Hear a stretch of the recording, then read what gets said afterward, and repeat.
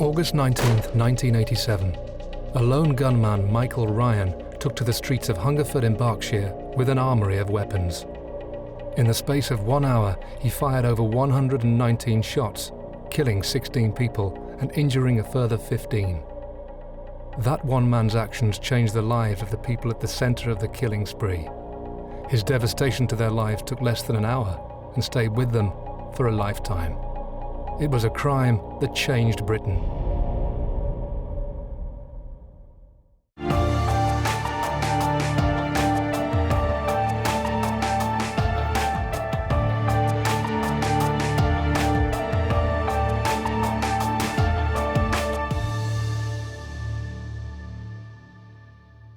I could hear gunfire, and that's not, you know, that's quite usual around here, but I knew it was the wrong type of gunfire. I knew something was wrong.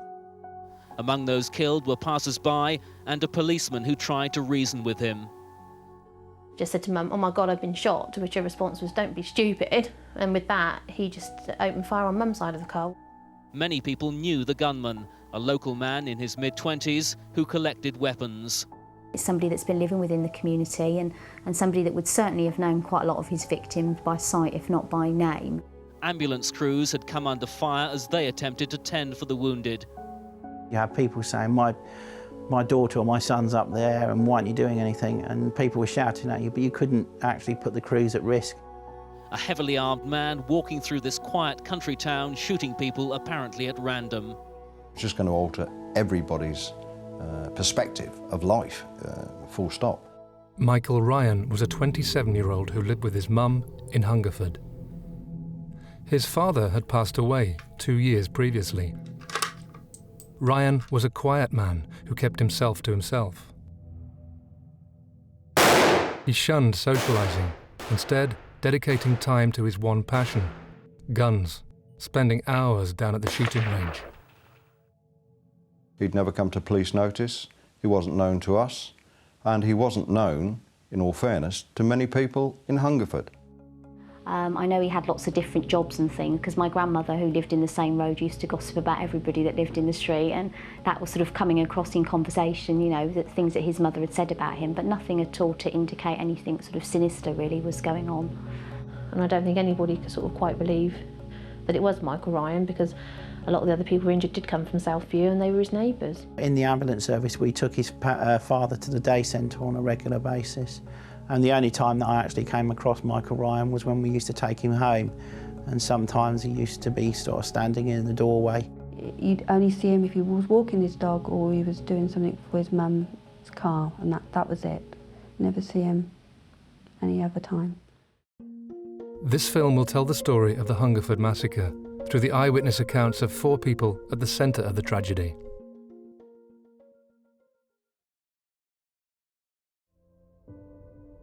Alison Chapman was a 16-year-old living in the next road up from Michael Ryan. A resident in Hungerford all her life, she knew the area well. Alison was getting ready to return to work after having lunch at home with her mum. Yeah, well, it was a sunny day in August, school holidays. I just finished school because I was 16 at the time. I'd come back from work in the morning and I was just at home with Mum. We were having lunch. What time do you finish today? Not late, I hope. Karl Harris was a 21-year-old soldier on leave from the army at his parents' house across town. His family moved to Hungerford just 5 years previously. The day started when I was out with my little brother fixing my car. I was due to go back to the army in the next couple of days and I had to do some repairs on it. Sylvia Pascoe lived a few doors up from Michael Ryan in Southview with her husband and 2 children. She had been his neighbour for 10 years. That day, she'd risen early to do the housework before going to meet her sister. The 19th of August was a nice sunny day, and getting up, doing my job, so I'd organised to go and meet my sister, so needed to get the house spick and span, and I was in my night dress and dressing gown. My children were outside playing with the next door neighbours' kids, and it was just an everyday event really. Sarah Britton had been a nurse for 12 years. Just 3 days before, she had swapped her nursing duties for a managerial role and was still finding her feet at a new hospital, the Princess Margaret, 47 miles away in Windsor. I'd been employed as a service manager for the medical wards, and on getting up, I put on an outfit because I was still obviously out trying to impress. And I had a really busy day. The programme was sort of preset for me, and I remember, I think, just grabbing a sandwich for lunch. As the residents of Hungerford settle into their daily business, police in the adjoining town of Newbury are getting confused reports of an attempted armed robbery at a petrol station down the road.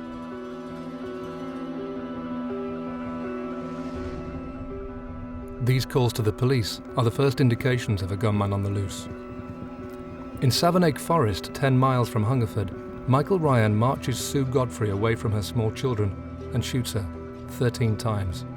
He has just claimed his first victim. He then drives to the petrol station en route to Hungerford, firing at an attendant. And now he's heading straight towards Alison Chapman and her mum. Michael Ryan has returned to Southview and set the family home on fire with the petrol he has just bought. When he returns to his car and it fails to start, he reaches breaking point. He shoots his dog. Then turns the gun on his neighbours, killing Roland and Sheila Mason and injuring Marjorie Jackson and Lisa Mildenhall.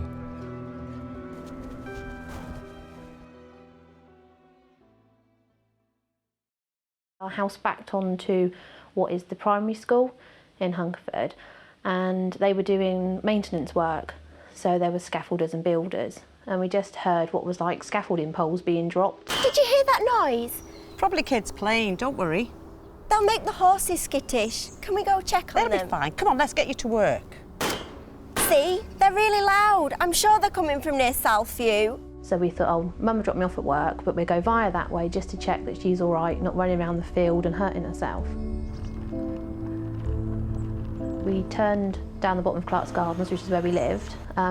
It's a short drive, probably about 30 seconds, not very far at all.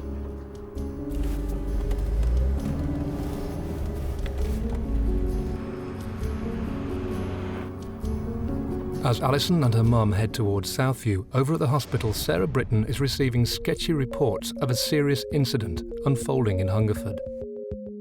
The gentleman that came in was the Deputy Unit General Manager. He stood in the doorway. He certainly had an air about him, sort of, that he needed my attention fairly quickly, and that he just generally stated that we were going together around to the A&E department, and he was out of the door virtually as he sort of finished that sentence. The major incident plan had been activated. Doctors, nurses, could I have your attention, please?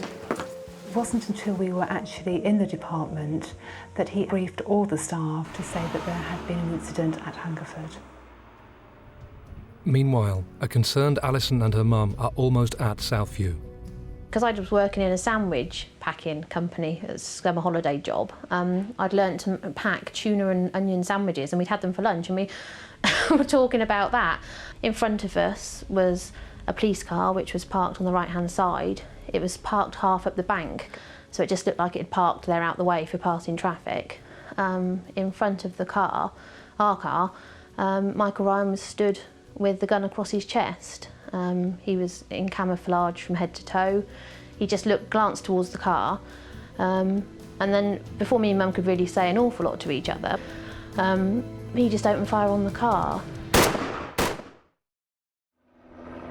Michael Ryan is at Southview, Hungerford. He has sparked a police emergency after shooting dead a woman in Savernake Forest and attempting to murder a cashier at a petrol station. 2 neighbours have now also been shot dead as he walks up the street and fires at Ken Clements, walking his dog near the common, and PC Roger Brereton, the first police officer to attend the scene. He has now killed 5 people and injured 2 more. Alison Chapman and her mum have come to investigate the noises, mistaking the gunshots for scaffolding poles being dropped. What's the police car doing there? What's going on? He's gonna shoot us! He was holding a gun across his chest. He was very stubbly, sort of unshaven, and he just looked really like, I don't know what the word is, not sort of brain dead, that's a bit exaggeration, but just really not quite there. He opened fire my side first.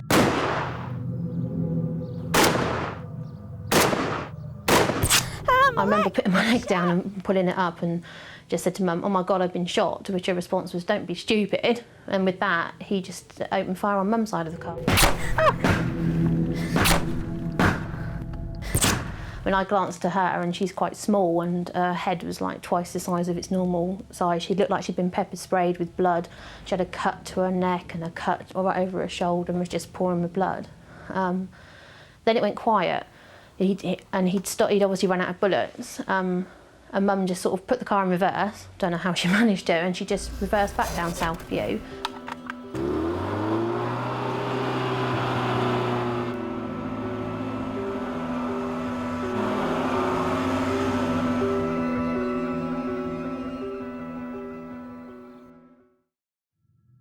Across town, 21-year-old soldier Karl Harris has immediately been alerted by the noise. As a lance corporal in the army, he is all too aware of the distinct sound of firearms. What was that? Sounded like gunshots, and proper gunshots. I'm gonna go and take a look. I had to go and get a part from a shop down in town. Just before I left, I could hear gunfire, and that's not, you know, that's quite usual around here. But I knew it was the wrong type of gunfire. I knew something was wrong, and I headed off down into the high street to basically see what was going on. And as I walked down the hill into the high street, somebody said that there was somebody out and they were shooting people. It's now 1:20 p.m. and Karl, concerned that the gunshots are something sinister, hurries towards the high street to investigate.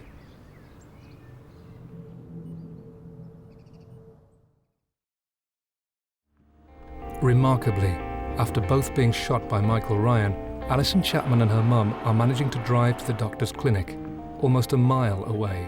I had wellies on because we were going up the field, and I could feel the blood running down my leg, and it was all going through my toes and all squelchy. And I didn't really know what to do with this piece of flesh on my hand, so I just sat there with it on my hand, and as if to say, well, what do I do with it? I didn't really think about myself at all, I don't think, at that time. I was only 16, it was all a bit surreal. I was much more concerned about my mum and if she was okay. I mean, I'd looked at her and just, I think that was one of the most awful things I ever saw as a 16-year-old child, to see your mum in that state. It just got me, and it's really emotional for me now. I don't think anybody really any further was aware what was going on because we drove right across the high street. In fact, a lot of people in town that day were completely unaware Michael Ryan was roaming the streets with his guns. There were roadblocks on, and quite clearly every effort was being made to keep the general public away from where the scene. It transpired this gunman was on the loose. It was amazing, really, because I was running down the street and people were just going about their daily business. Even at the time, there was one of my friends was walking back to work, you know, and I was like, well, what are you doing, you know? Is there a gunman around? They didn't even know. They didn't have a clue what was going on. They said, oh, I only walked over, thought it was a traffic accident. People were still about, but they were being cleared out, so there was been a sterile area made around the town centre. But there were still some people about. Michael Ryan continues to roam the quiet streets as shoppers in the high street less than 900 yards away are oblivious to his actions. Walking down the road, he kills another neighbour, Abdur Khan. Ryan's mother, Dorothy, just returning home, tries to reason with him in the chaos. He kills her. He is now heading to the Memorial Gardens. 8 people are lying dead, with 8 more seriously wounded.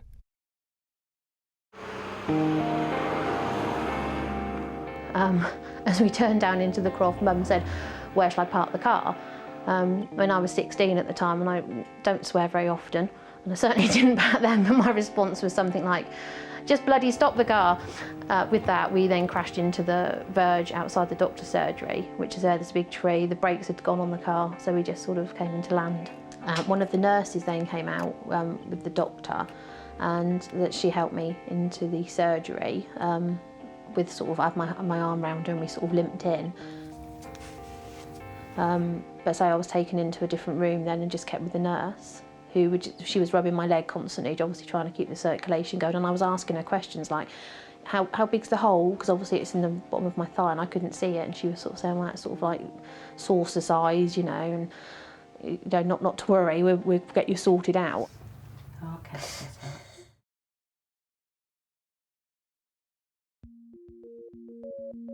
As word gradually spreads of the danger in Hungerford, over at the hospital in Windsor, Sarah Britton and her colleagues are starting to receive the first casualties.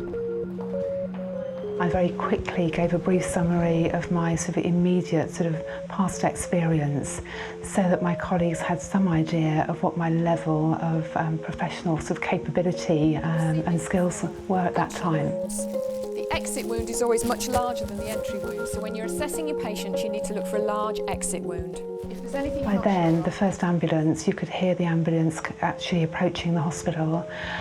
Doors were opening, more people were coming into the department, remembering that we were having to get patients who were already in the department out and clearing cubicles, etc. There wasn't time to think, it was just automatic mode and get on with the job.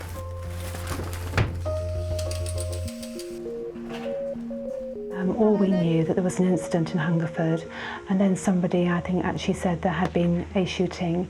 But I think we probably all thought at that stage that it was just one or two. Nobody had any understanding of the number of casualties that were about to come through the door. As Sarah is tending to the patients, Alison and her mum are rushed to the Princess Margaret Hospital. Her mum has lost a lot of blood, and doctors are about to discover the severity of Alison's injuries. I was taken out on a stretcher, and I was taken actually and just examined and had some x-rays. They just had a quick look and they actually stitched me up, put me in the side room and said that I could go home. As Alison tries to cope with her injuries, her family are desperately trying to find out what has happened. First I knew was my dad called, and he was terribly upset, and never really heard my dad upset particularly, and said that my sister and mum had been in a car accident. And I sort of realised straight away that he wasn't sort of coming forward with what was necessarily the whole story.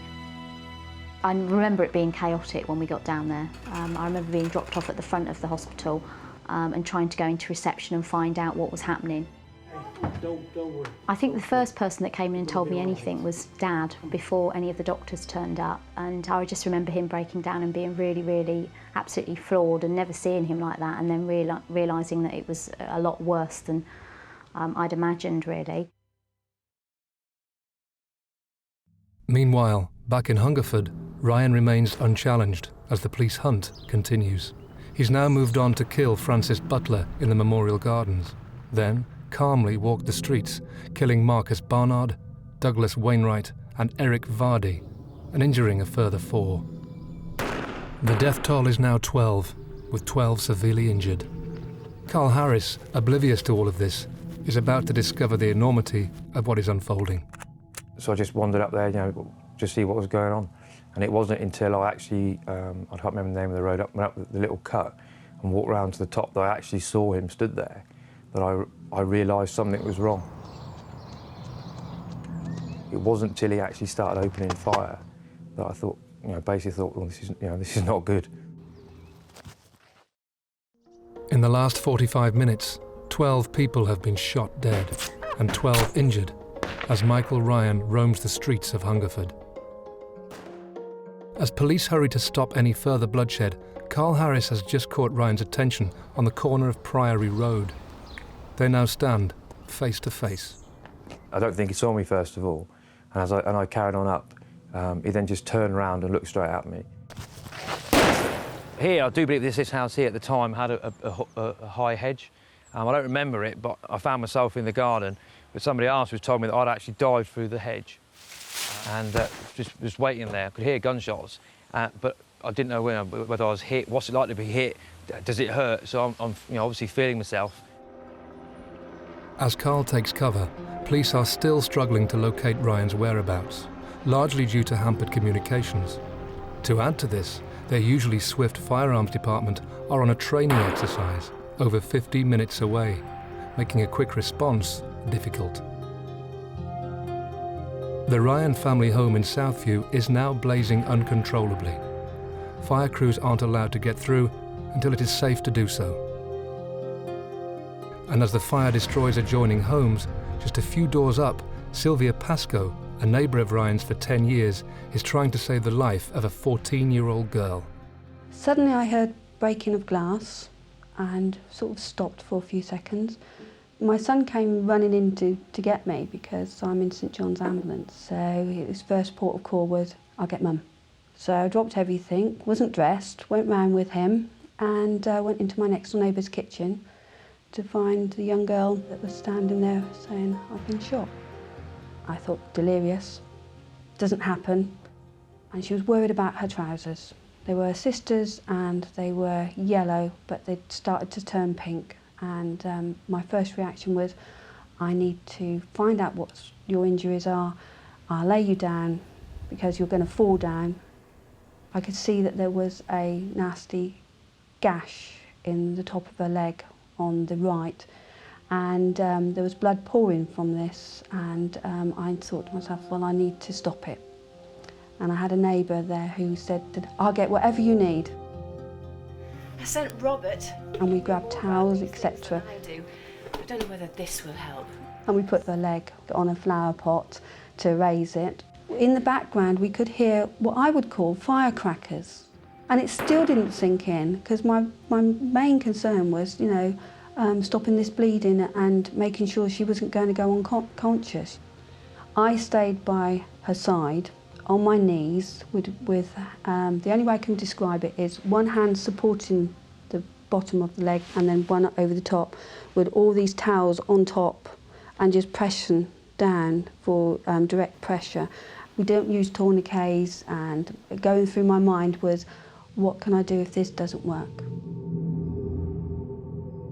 As Sylvia desperately tries to save Michael Ryan's youngest victim, the gunman is still at large. His route has steered clear of the main high street. Although police blocks now stop people entering the town, a lot of residents there are still unaware of the tragedy. Michael Ryan has made his way from Southview to Fairview Road, then back up Southview, across the playing field to Clark's Gardens. He has then walked over through the Memorial Gardens to Priory Avenue and Terrace Hill, randomly firing at people as he goes. Well, it was some time before the firearms officers could actually get into the scene, because we didn't know it. We were getting reports of shots being fired. There were reports of people having been shot. Some people were injured, we knew that. The telephone system was just incapable of taking all the emergency calls that were coming in. So it was very difficult to piece it all together. But yes, we got an idea of the route Ryan was taking up through the playing fields towards the school. Michael Ryan is now on Priory Road after taking aim at Karl Harris. And then there was a change in the tone of the shots, and I recognised that as being a pistol, and then it all went completely deadly quiet. And as I came round the corner, I could see that Michael Ryan had gone up the road, so I was pretty confident where I knew he was. And as I came round the corner here, there was this red Renault 5, I do believe it was, and it was literally just rolling down the road here. I started walking up, and I remember somebody looking at the car and then started shouting, "She's been shot, she's been shot." So I chased after it, and I think it was a roundabout here that I managed to catch up with the car. As I pulled her up and got the door open, somebody appeared, and I assumed at the time he came from one of these houses here. He said to me at the time that he was a off-duty ambulanceman, and he gave me a hand to carry her, and we carried her across to the grass. I do believe it was just here, and the ambulance came, and they basically took the girl away. And then I remember I just sat on the grass. bless her, there was this little old lady, and she gave me one of these sort of like, you know, these cheap car plastic boxed type first aid kits, which really are no good for, you know, really anything other than a cut finger. And she said, "Oh, this will help," you know, and I said, "Oh, thanks very much."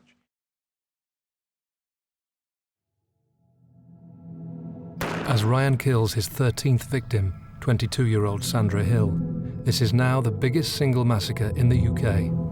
13 people are dead and a further 12 injured. As ambulance crews wait in the high street, they are desperate to reach the casualties, but like the police and fire crew, are restricted because of the danger. No one knows where the gunman is. In the initial stages, one of our ambulances was shot at, and luckily the crew did get away, and we didn't want the same thing to happen again. It was immense pressure because you have people saying, my daughter or my son's up there and why aren't you doing anything? And people were shouting at you, but you couldn't actually put the crews at risk. You had the crews, in any of our jobs that we do, we have to put the crews' safety first. Despite the potential risk, brave paramedics are gradually getting to the victims. Then making the 50-minute journey to the hospital where Sarah Britton is trying to cope with the rising number of casualties. There seemed to be more and more people coming sort of every time I sort of, you know, looked up again around the sort of main departments. And I think at that stage I was just looking, you know, where is the drugs cupboard? Where is, you know, where are the bandages kept? You know, where do I find equipment? I was literally just sort of being another nurse, if you like, a member of the team, an additional pair of hands. You expect sort of perhaps one or two, but when you start getting into double figures, I remember thinking, you know, when is it going to stop? Back in Hungerford, as Michael Ryan makes his way up Priory Road, police are calling in more backup, and ambulance crews are anxiously waiting for clearance.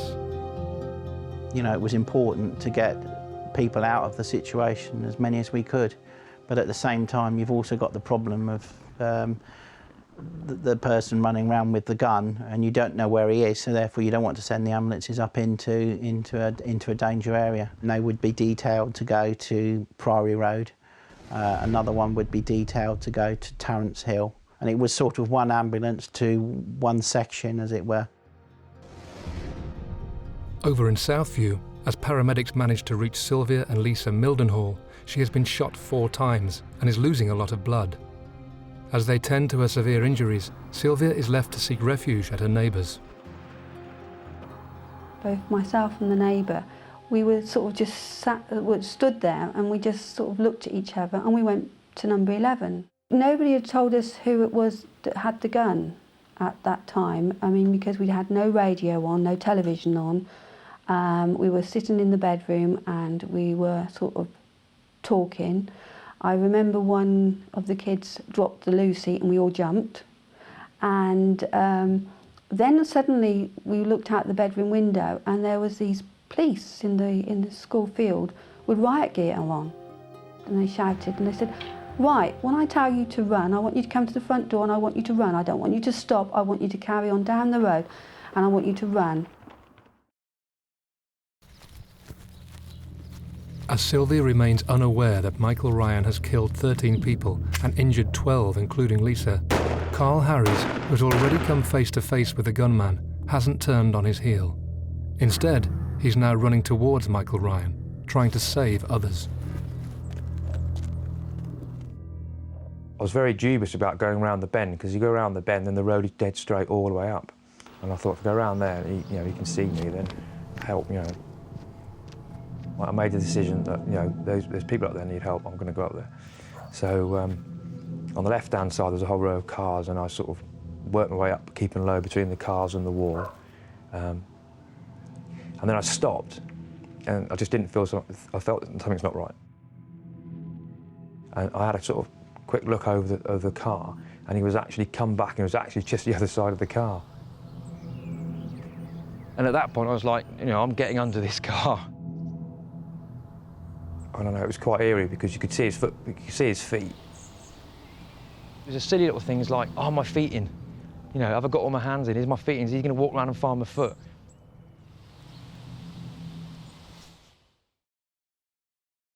Michael Ryan is roaming the streets of his hometown, killing at random. In 55 minutes, he has killed 13 people and injured 12. He remains unchallenged. As police scramble to pinpoint his whereabouts, brave soldier Karl Harris remains undeterred by the danger and tries to save people in Ryan's wake. I felt that something's not right. And I had a sort of quick look over the car, and he was actually come back and was actually just the other side of the car. At that stage, I decided to get underneath the car. I don't know, it was quite eerie because you could see his feet, you know, and he would walk, stop, walk back again, and then he walked off. All I could hear was a woman screaming, absolutely screaming her head off. And at the time I was thinking, that's good, because if she's screaming, she's alive. And I remember being crouched down, I remember looking up and I could see the car. I remember sprinting across to here, and I think the car that had been crashed was round about where the bins are now. So I literally stayed down, and then made my way up towards the cars. When I got to the car, I realised that a shot had gone through the windscreen. And I later found out that they'd been actually driving down the road where he'd fired at them. And it was the driver that had been hit. The person screaming was his wife next to him. And he'd been shot in the neck. The lady goes to me, I'm a nurse. And I said to her, well, stop bloody screaming and give me a hand. Get out of the bloody car and give me a hand. And again, an ambulance appeared. Please. Is he going to be all right, Ian? Look, can I leave him with you now? Okay. Meanwhile at the hospital, Sarah Britton's job is getting harder by the minute. What was 1 or 2 casualties is now many, many more. Calls from frantic loved ones are also swamping their systems, and Sarah is juggling her time between urgent nursing duties and dealing with inquiries. As more patients come through, Alison's mum is rushed to intensive care with serious throat injuries, and Alison's leg injuries are baffling doctors. Try and relax your leg a bit. I was taken out on a stretcher, and I was taken actually and just examined and had some x-rays. They just had a quick look and they actually stitched me up, put me in the side room and said that I could go home. When we first went to see Ali, it was quite a positive story really, because they'd sort of finished sort of cleaning her up and doing all the checks, and sort of I think probably were in the process of stitching her up, and I remember she'd had some injections, I believe. And at that point they didn't realise that she still had sort of a bullet in her. By now, the urgency to contain Michael Ryan is immense. A police speaker system is warning residents from the helicopter above. Firearms officers are now being briefed and sightings are still being reported. But Michael Ryan remains at large. He is on Priory Road after entering the house of Victor and Myrtle Gibbs and shooting them in their kitchen. He then walks next door, shooting Michael Jennings, and across the road, firing at Myra Gita through a front window. 16 people now lie dead and 14 injured. Karl Harris has been chasing Ryan for the past 40 minutes and is still risking his life to try and save the gunman's victims. This lad came out from about 2 houses away and he goes, my girlfriend's been shot. He took me upstairs, and in the front room on the big bed, the girl was lying there, and she had the fashion of the day, the tight jeans and that lot, and you could see an entry wound and a leg. We carried her down the stairs and sat her down and said, in the back room, so let's go to the back of the house, so if anything happens, you can't be seen. Somebody said to me, someone's been shot in that house. And I thought, oh, God, blimey. And here, where this new fence is, there was like fir tree type fence hedge. And I literally went up to the front door, banged on the door, couldn't hear anything. Hello? Lifted the letterbox, and one of those letterboxes got a flap on the inside as well. So I was lifting up, and as I looked in, I could see a guy sat on the stairs. So I started shouting at him, you all right, you all right? Talk to me, because I've got to get in. And he then sort of brought his head up and looked. He says, yeah, I'm okay. I said, what's happened to you? Because I've been shot in the leg. My neighbours. I said, well, I need to get in and see you. And I said, watch out, I'll kick the door in. He goes, no, I can make it. And I remember him dragging himself across the floor and leaning up and opening the door. Got in there, picked him up, moved him back to the stairs. And again, he'd been shot in the leg. He shouted back to me and he says, can you check my neighbours? something's happened there. I sort of tunnelled through the hedge and got to the house next door, and I knew it was going to be bad straight away because it had a whole glass front door and all the glass was shot out.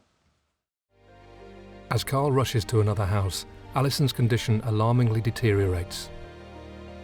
I then had a policeman come in, he wanted to take some statements. He was talking to me quite normally, and he looked down and he just went really pale, and I thought, what's he looking at? He looked down and all the stitches had come apart and my leg was just pouring blood. And it was almost when they were getting ready to move her to a ward away from the intensive care unit, because obviously other people were coming in that were in a worse state really, that she collapsed, and then they realised that there was something that was still sort of not very right with her.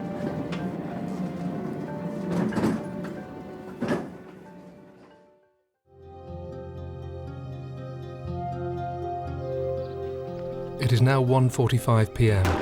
Michael Ryan has spent 60 minutes shooting innocent people in a random attack. He has killed 16, including his own mother, and injured 14. The family house is ablaze and has now spread to the adjoining 3 houses. Now he walks up Priory Road to his old school, shooting George Noon in his porch, as police start to close the net, and Karl Harris has just reached the home of Victor and Myrtle Gibbs. This is the one stage I remember being extremely nervous about, going in. What do I do?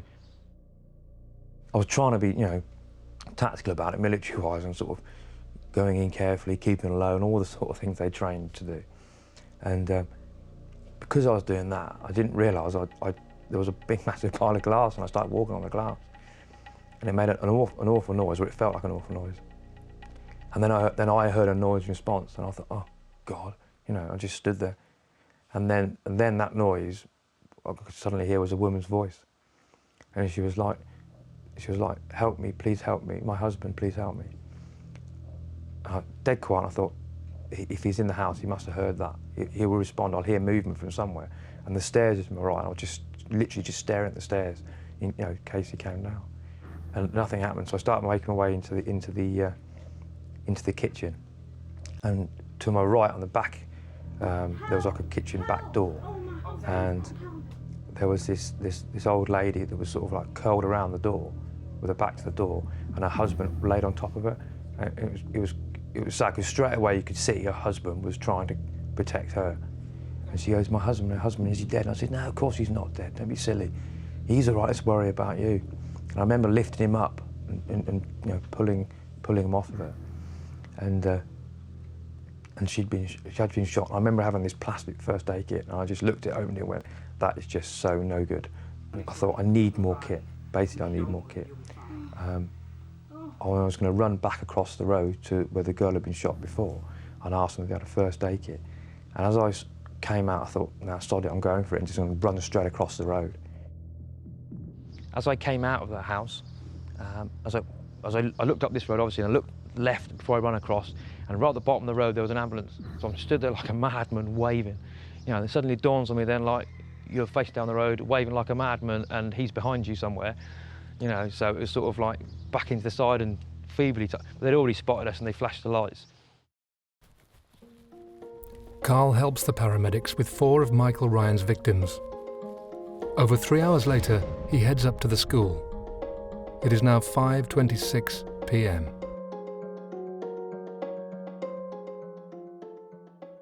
And eventually got round the corner to the school, and there was a policeman stood there, a single policeman. And he's like, who are you? I says, well, I've been treating people back there. I've come round, so don't worry, he says, we've got them cornered in the school, it's all under control. The firearms team surrounded the school, and in fact, one of the firearms officers actually then spoke to Ryan, trying to get him to give himself up. The firearms team at that stage wouldn't have known exactly how many people he had shot, but they'd certainly be aware that he had killed more than one person, and that there was every likelihood that he would try and shoot somebody else. I looked and said, you're telling me it's all under control, 100% under control? He goes, yeah, we're all sorted. You sure? And he goes, yeah. I said, fine, that'll do me. Turned around and I walked back. And then somebody came up the road and said to me,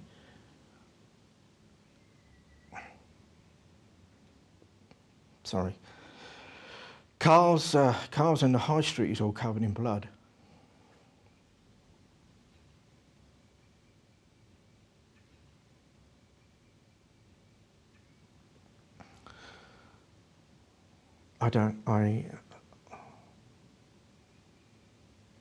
I thought perhaps he's just wounded, or perhaps I can get there and save him. As dusk settles on Hungerford, the gunfire has ceased. Karl Harris is now safely with his father. Sylvia Pascoe is in the shelter of an old people's home after being ordered to run down Southview by police. Hello, A&E. Sarah Britton is being inundated at the hospital. Doctors are prepping for surgery after discovering a bullet lodged in Alison's back. And Michael Ryan is surrounded by police at his old secondary school. You are surrounded by armed police. Do as you're told, and no harm will come to you. What about my mother? She's dead. I know she's dead. I will try to find out about your mother, Mr. Ryan. I've picked up my gun again.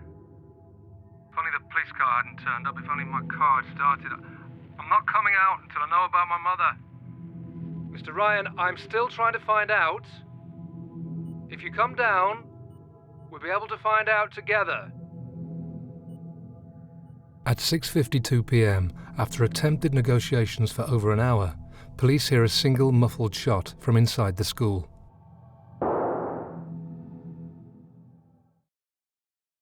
At 8:10 p.m, just over an hour later, they enter to find Michael Ryan dead in classroom 6.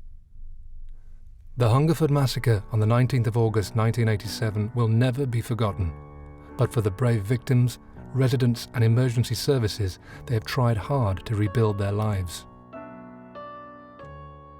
Sarah Britton went on to work as a service manager and is still in the health profession. And there have been other incidents called.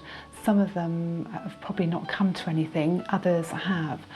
I'm very happy to report that of the incidents I've been involved in, none of them have been related to guns.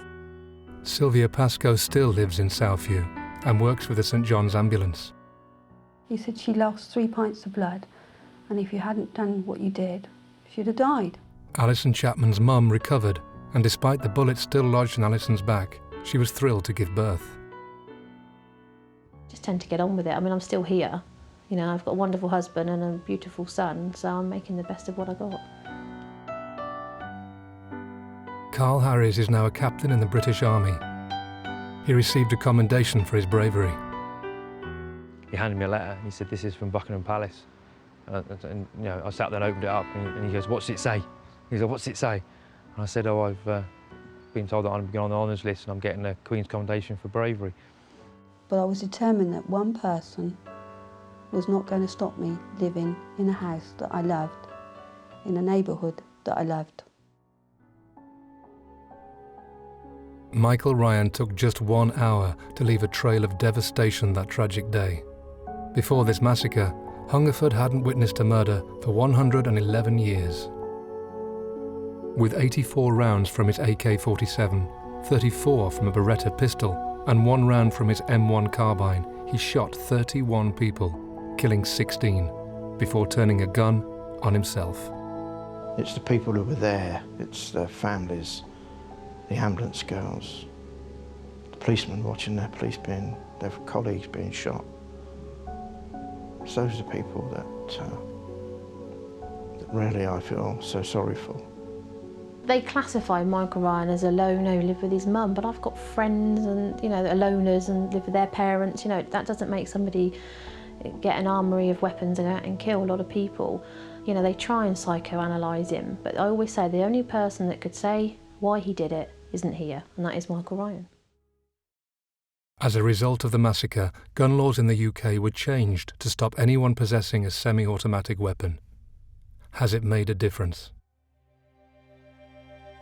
I think, yes, the measures that were brought in were as a direct response to public demand and police demand at the time.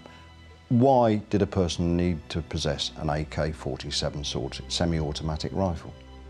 I can't give a reason for that. If people want to get their hands on guns, they will, regardless of any gun law in place. I mean, there's, you know, you could probably get one if you went somewhere and spoke to the right people within half an hour, I should think. And it sounds real cliche, it's not the guns that kill people, it's the people behind them. This could happen in a small town in this country tomorrow. And to be honest with you, I think the people will be better equipped for it, but I don't think the response would be much better at the time because it wouldn't be expected.